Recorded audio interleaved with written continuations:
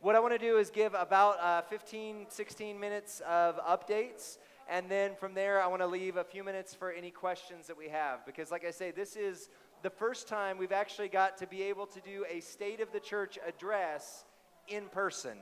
We've done them monthly, but it's been online. And so I have to stay 27 feet away from whoever's in the front row. So Dorothy, if you're the front row, I'm actually going to take my normal spot more so, just a little bit here.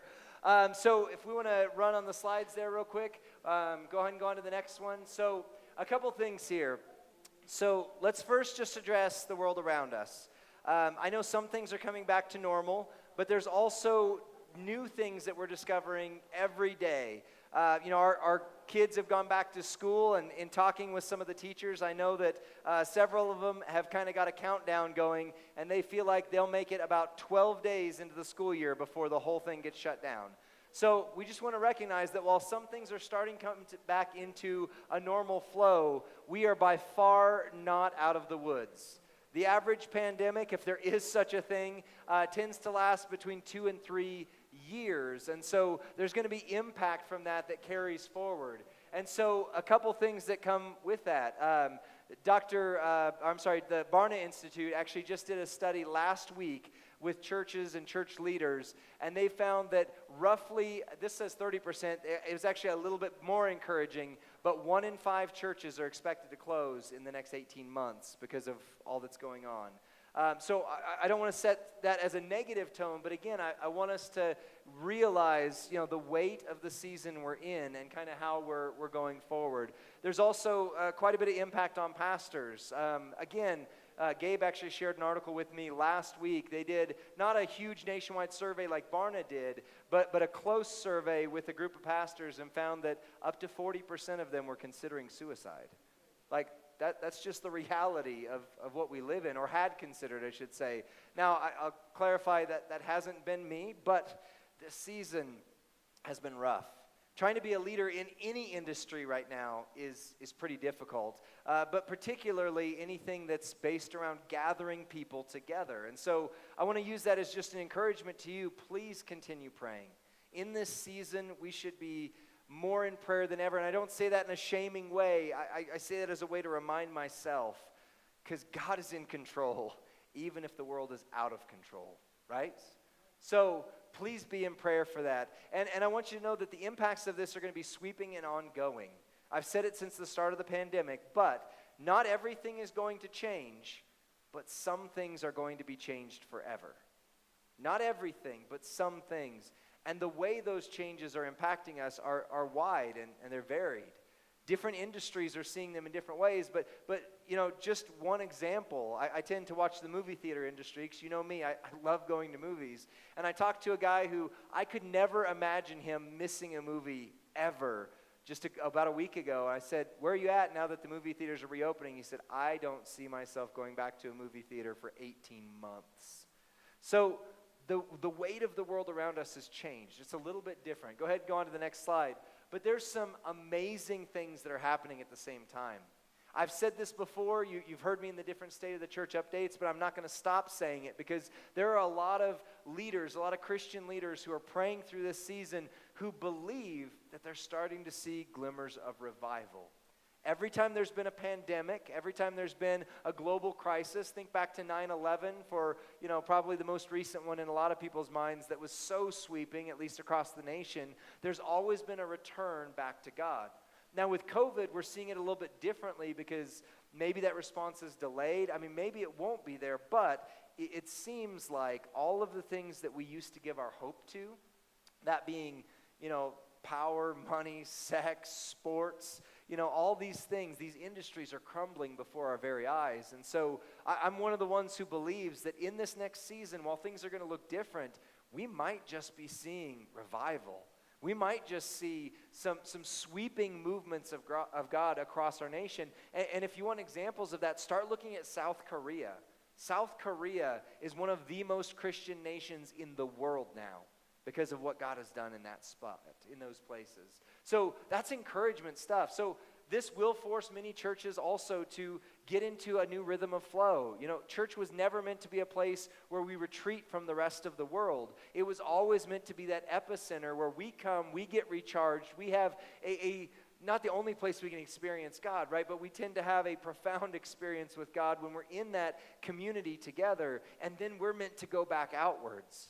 And so while 1 in 5 churches might be closing their doors, every church is now a replant church.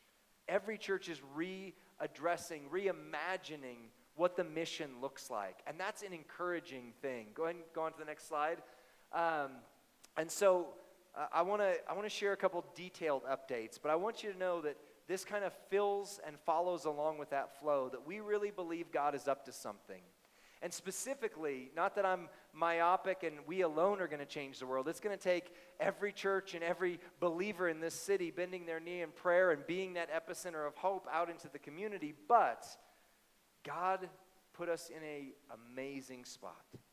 We couldn't have imagined a few years ago when we first started talking about what it was going to look like to revitalize a dying church, that we would also then enter into a merger. And the vision, if you remember, and I'm going to keep reminding us, the vision that we voted on in that merger was that 2 once dying churches were going to come together as a new life cycle, a new replant together that has a brand new future ahead of it and also maintains the 190 plus shared years of ministry history and impact in our city.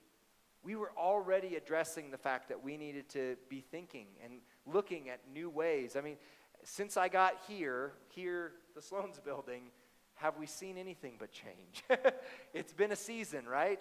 And we thought it would be short and quick and we'd be done. Well, it turns out the whole world is changing around us. So let me talk about some of the details real quick. I know a lot of you have asked about our Sloan's Lake building. Technically, like I say, what we're doing is both buildings eventually will be for sale, but we started with the Sloan's Lake building for multiple reasons. One is we were having endless amounts of struggles there. In fact, things you guys don't know, but since we've been over here, it's almost going to have been a year here in a couple months. There hasn't been a month that's gone by that we haven't dealt with some sort of issue at Sloan's. Now, some of it's just been the same issue for multiple months, but even in this, our last 3 board meetings have been on plumbing issues at Sloan's. I mean, there's been things. So there was a reason for that. So we are under contract, and we are set to close on October 15th. However, the buyer in their contract does have the ability to extend that deadline twice for up to a month. And our realtor told me the other day, he said, look, it's in their favor to do so. They have no reason not to. I would expect that they will. So October 15th is technically the close date, but it could be November 15th, and we may even plan for December 15th. But the good news is, by the end of the year, we will have closed on the sale of the building. I'll answer any specific questions you have on that as we go, but as we promised, we've got in the contract to get the stained glass windows out and some of those things, but we'll kind of talk about that. Go on to the next slide. For our Vada building, we've been in continued conversation here, but it has not been listed yet. Our elders are continuing to talk about it because while the Sloan's building has multiple developers who are fighting over it and wanting to get in on that, the Arvada property is a little bit weird, just in the fact that it's too small for a big developer, but it's too big for a small developer. So it takes a very specific group that would be looking at it. And because of that, the asking prices are not where we hoped they would be. And so we've been looking at other options, some of different avenues as to what that might look like. But we are exploring that, and it would be a part of things. I'll talk about the impact on our relaunch here in just a moment. Go ahead and go to the next slide. So the plan from the beginning of the merger has been that we would sell both properties and that we would then build a new epicenter of hope. Now, I've started using that phrase very specifically, and I don't want to bore you with etymology on words, but that word is very specifically chosen. Because originally, when we first talked about this, if you remember, I started calling it a center of hope. But a center is where you gather things in together. And that's important because our center is Jesus, and we are gathering people towards Jesus. But the mission of the gospel, the Great Commission is go, right? And so an epicenter has a center that makes the impact, but the ripples go outwards. And that's what we're called to be. We're called to be an epicenter of hope, or epicenters of hope, because as we talked about in our Elders Advance yesterday, we want to have multiplication back in our DNA. North Denver Church of God from 1887 onward was the epicenter for this building. Arvada Church of God was our daughter, and so was several of the others here in Denver and outward through into our Colorado community. And so we want to reclaim that part of our heritage. And so here's some really interesting but good news for us. Because we're working with developers, housing prices are going up, which doesn't make sense in a pandemic, but whatever, they are. But building prices like big box stores, theaters, gyms, and other locations like we'd be looking at for our new epicenter are going down. And so we're actually in the same season potentially able to take advantage of the sell high, buy low without having to wait for anything else to shift, which is fantastic.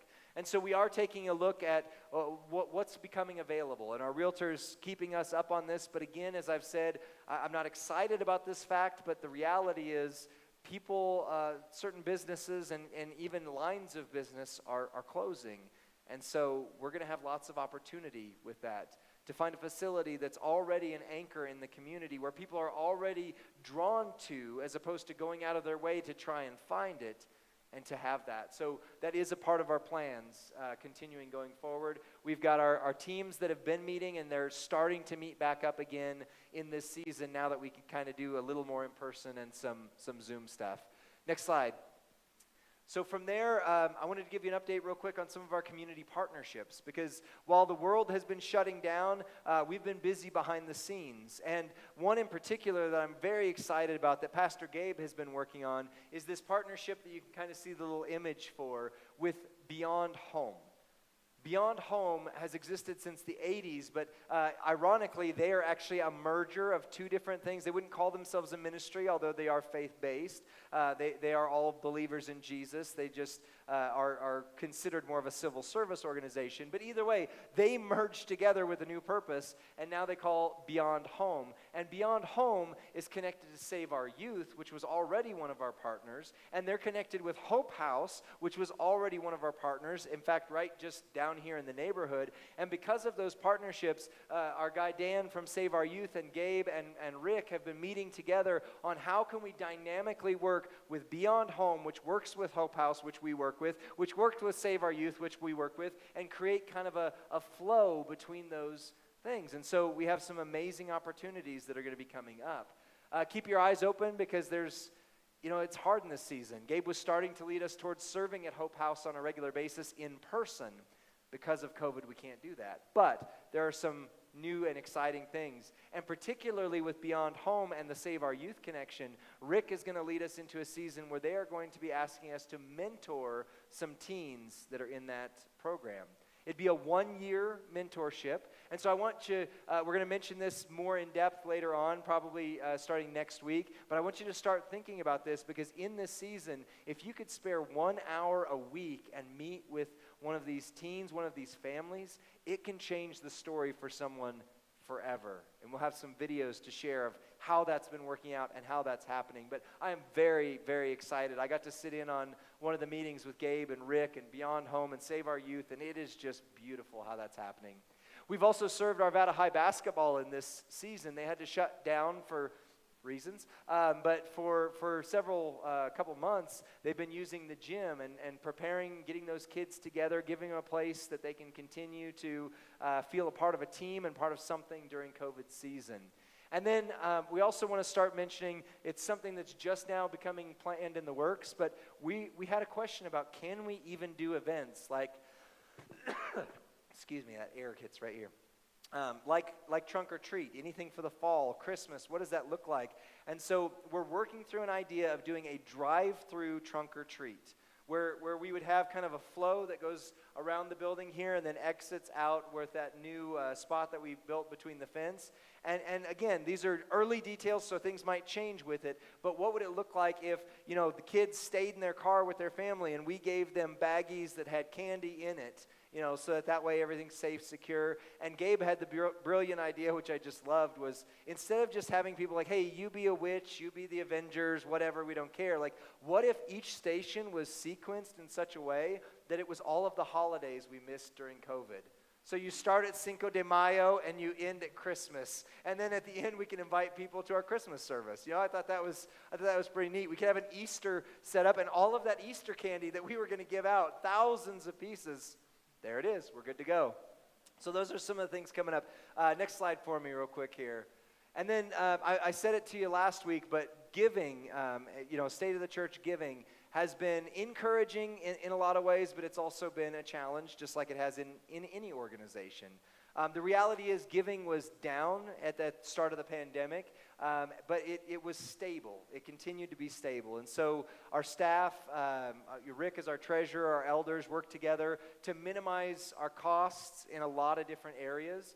And so, we've continued to move forward with ministry, but we have been doing so in a more strategic manner that has freed up some of our costs. However, because of the because of the Sloan's Lake building being delayed, we have about $4,000 in a given month that we still pay just to keep that building sitting there. There's a lot of costs that are associated with that. And for a phase during the pandemic, it's not quite this now, but we were down about $8,000 per month. We were withdrawing from savings about $8,000 per month. Now that's going in the better direction, and giving has actually been going up over this last season. But that is part of our reality, and so we were able to get our giving is going up and our expenses are going down, so things are moving very, very much in the right direction. And once the Sloan's building is out of the equation, that saves us about, give or take, rounding, about $4,000 a month. Next slide. So talk real quick about some staffing and some relaunch things. So exciting news. Our elders met yesterday, and we have started to get some things in place. You guys get to be the first ones to hear it, where we have selected a time frame, and I'll explain that in a sec, but a time frame for our relaunch.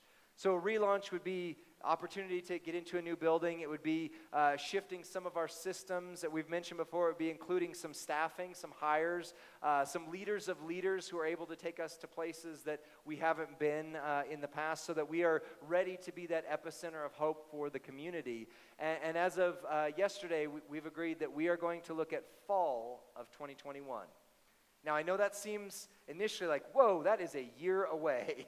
And our merger was a year ago. Like, nobody anticipated things would take 2 years to get to that spot. However, don't forget, we had 5 months where the world shut down. So there's some things in that. And because of COVID and the ongoing situations that are a result of that, we don't know for sure. There's rumors and hopes that perhaps there will be a vaccine, perhaps by the end of this year.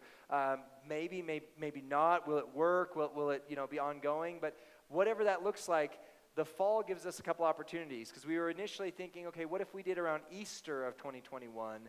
But fall gives us enough time where we can kind of get some of those things out of the way, see how the world is going, because we do want to make sure we can gather well together in a capacity, that's where we're not afraid to say, oh, we got more than 10 people in the room, we're not going to do that. We also wanted some time to, our elders and staff mentioned to be able to find a facility. There's some concerns, that if we relaunch right where we've been, that we might continue to fall into some old patterns, whereas we want to make sure that we're moving in a bold and wise direction. And so you're going to hear more information about this next month. If you remember last year, we did Uncharted, and that started a whole journey. And I'll tell you, every time I say it now, I really wish we had named that journey, The Time Is Now. God is doing something in this moment. Like, Uncharted just turned out to be way, way too relevant to what's happened in our lives. But I believe God is still leading us into that Uncharted. And so we're going to do a reminder. It's going to be not quite the full campaign that we did last year, but it will be a reminder of where we're going, who we are, what this looks like, how we're maintaining our legacy, how we're moving forward boldly, and there'll be opportunities to remind us to pray first. We're going to go get those cards one way or another out of the stage at Sloan's and remind us that was why we were here. We were praying, we are praying for those people in our lives. And then a chance to reignite the vision. Because the reality is, with everything else that's gone on, that vision gets murky, it gets lost, we forget. So go on just real quick. Anything else I've got? Yes. So that's the basics. That's the high-level view.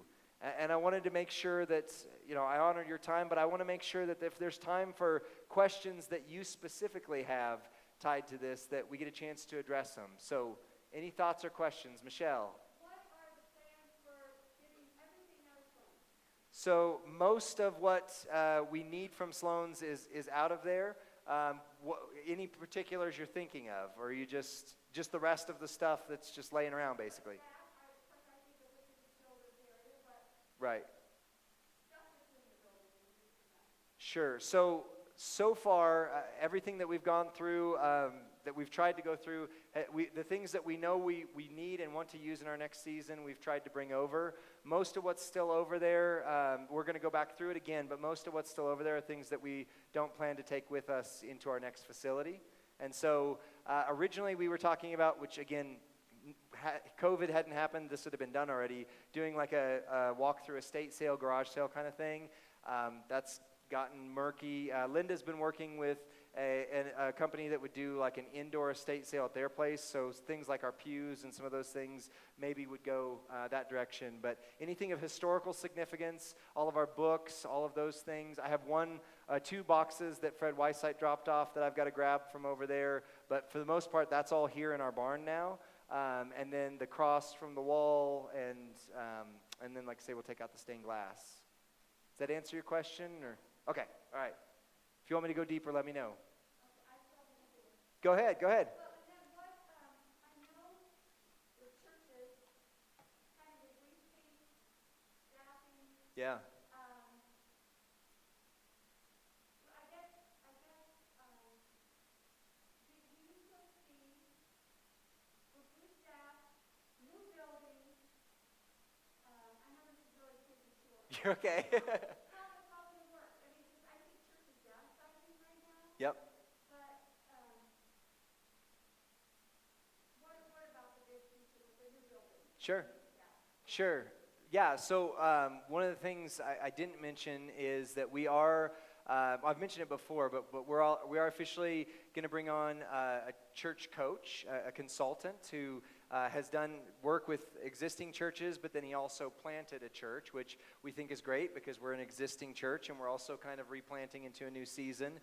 So there's going to be some with that where he's going to help guide us and coach us through some of that. So we're starting a 1-year partnership here soon. I've got to let him know that we're ready now, because we were getting close to that and then COVID triggered and we just said, hold on, let's wait and see what the world does. But in terms of, the building and some of the questions there, that is something that we're looking at, and we're continuing, the teams that you're on, like with the land and development team and things, really, right now there's no experts.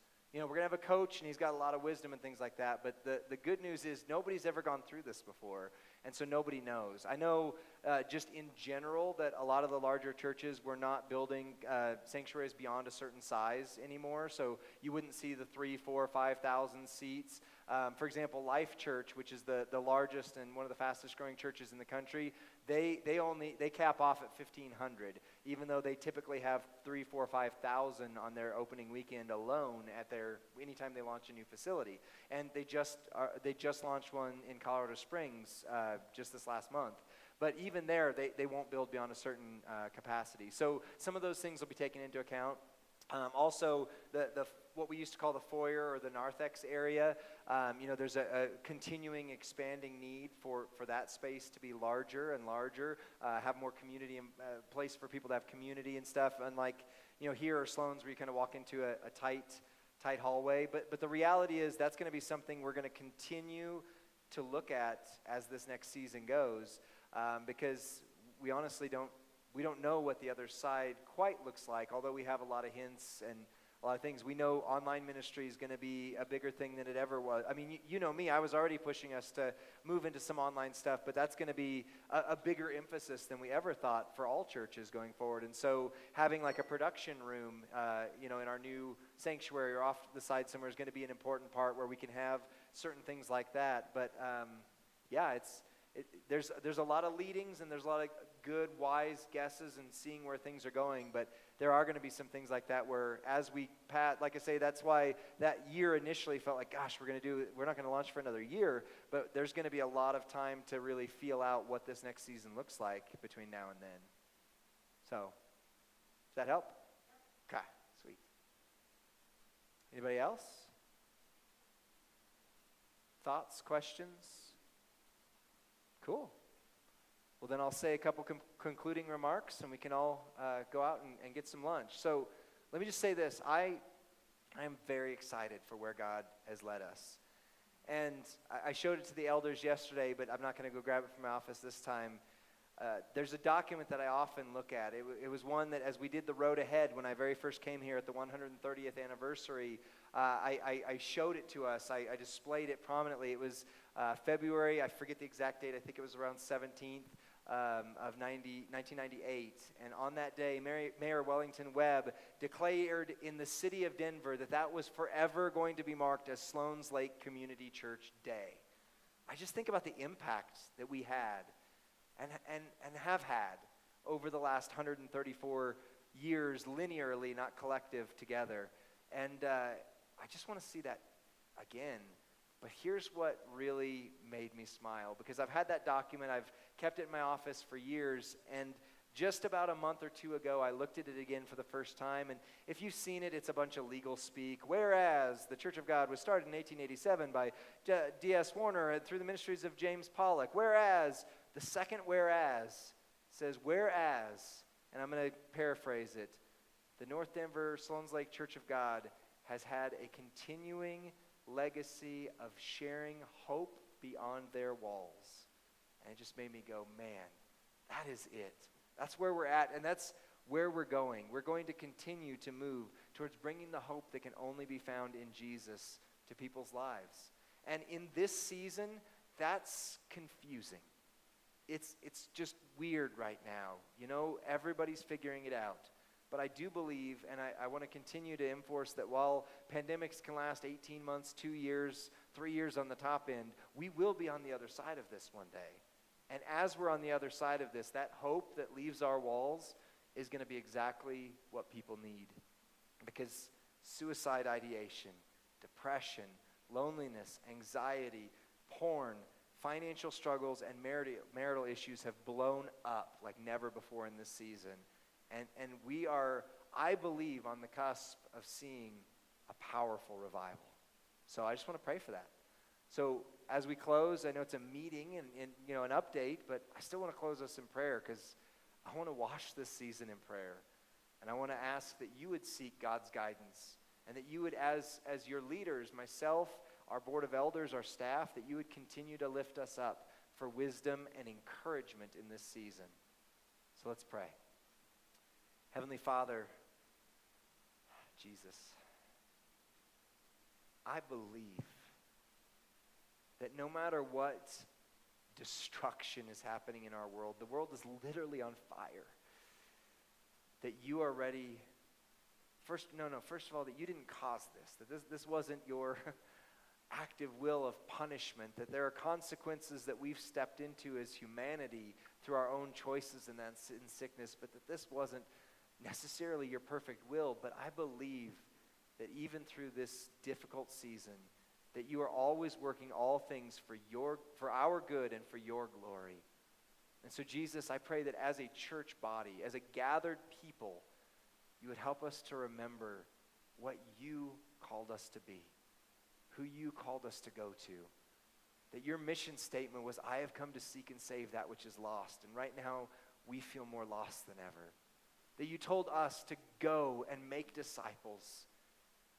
God, would you equip us, empower us in this season, help us to be digging into our word and seeking you in prayer more, so that as we walk away from this season, we are actually stronger and not weaker. That we are more in tune with your spirit and not less. That we are more in love with you. Jesus, would you work in our lives greater than you've ever worked before, because this season demands something different than we've ever experienced before.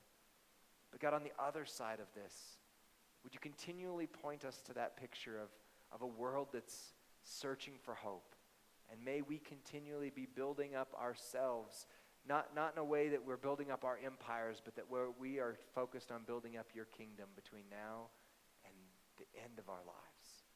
Jesus, would you give wisdom and guidance to our elders, to our leaders, to our staff? God, in a season where nobody knows exactly what's going on or exactly what's coming next, would you give us leadings? God, as we talked about in the Uncharted, that as we lift our foot, that we're not waiting, we're not putting the car in park and waiting for you to kick us down the road, but as we lift our foot, that you would continue to guide our steps, knowing that you work all things for the good of those who are called according to your purpose, who are walking powerfully in your love. And Jesus, would you encourage us that even though this season has been devastating, that at the same time, you would open up our hearts more and more and see you. It's in your name we pray. Amen.